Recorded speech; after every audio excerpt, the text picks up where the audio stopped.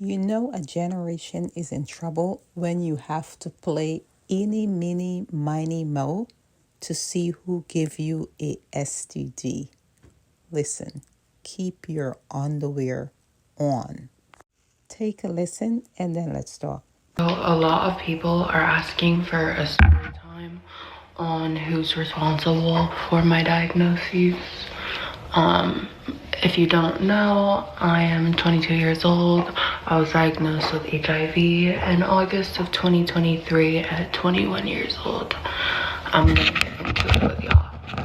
So I was 21. It was March of 2023 when I got my last STI and HIV test, and that was negative. I had just turned 21. I was outside. I was doing my thing. No shame, it is what it is.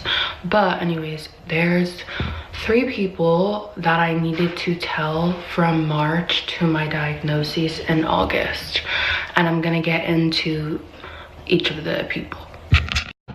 Okay, so the first person we're gonna go back to, but the first person I met in April, and I had seen him probably once, twice a week, every week for maybe, let's say 2 months. So April, May, June, right? Okay. So the first person I had met in April, and I had been sleeping with him on and off, like just as a situationship from April to May. And then I had met someone and like we were more serious. I was with him from June to July, but it didn't last long due to just like issues. And the third person that I needed to tell, I had been with him from July to when I had been diagnosed in August. So we'll call them 1, 2, and 3 in this scenario. So keep in mind the first person I had been with him from April to June. It may be April to late May, to be honest. But late June, I started to develop a fever. I had 105 fever for 7 days straight. I went to the ER and I was not tested for HIV because I didn't meet the HIV standard, which is being gay or using drugs. I need to emphasize that. So anyways, had 105 fever for a week straight, and after that I just got sicker and sicker and sicker, and I had been in and out of the hospital, doctors, nobody knew what was wrong with me, right? So we get to August, I'm in the hospital. I finally figure out that I'm HIV positive. I have to make 3 calls to 3 different people because I obviously, as hard as that was, I'm not gonna not tell these people because 1, they need to protect themselves, get tested, and I don't want someone else at risk, and 2, I want to know who's responsible. So I give their names to the Department of Health, obviously, and then I contacted them personally because I wanted to tell them. Now, I had 3 different reactions to my diagnoses, and I'll get into that. So the first reaction, he was sympathetic, he was so kind, like nice, and he was kind of confused. Like I was like, okay, like you need to go get tested, like blah blah blah blah, and he was kind of lost, like what does all of this mean? Like what is HIV? Like I'm just confused. Like he was very like kind of immature to what was going on. But I also had no clue about this before, so it was fine. I guided him in the right way. He got tested, provided me negative results. The second person was my boyfriend at the time. He treated me so bad, barely asked if I was okay when I was in the hospital. When I was in the hospital, I literally had to find somewhere for him to get tested. And this man was on the phone yelling at me, talking about, oh, I don't have health insurance and like, who's gonna pay for this? Like, it was all about him, and like him being scared. Never comforted me, like a blessing in itself. At that time, it like upset me. I was devastated by that a little bit because like I had just been stigmatized, and like, you know, it was just third person. Okay, this third person, one night called him and I asked him. Looking back now, at the time, I had been in the hospital for literally 5 days, hadn't even seen the sunshine. So I just wanted to like get off the phone, do this conversation and get off the phone, you know? I call him and I said to him like, hi, you know, I've been diagnosed with HIV. And the first thing this man said to me was, oh, I'm so sorry to hear that. What's your treatment plan?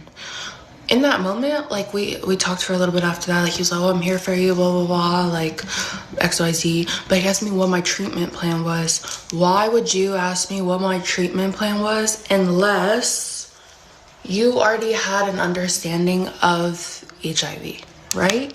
So in the hospital, in the state that I'm in, they called me while I was in the hospital. They will call you and ask who you came into contact with, and they will ask for your sexual partner's first, last names, addresses if you have them, date of birth, whatever you have pertaining to these people, so they can, one, contact them as well and let them know, but two, like, it's a health risk. Like these people need to be aware of point blank period. So I gave this information to the health department, and this third person that I asked, he was also the only person who literally could not provide me a negative test result. I asked him twice, he ignored me.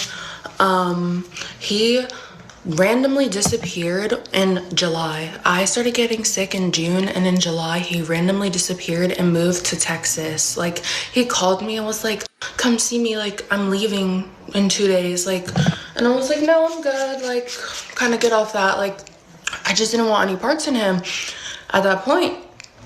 And I thought it was weird that he randomly abruptly moved. Like it was just odd. His life was about, like, I didn't understand it, but I didn't think much of it because at the end of the day it didn't affect me in that moment.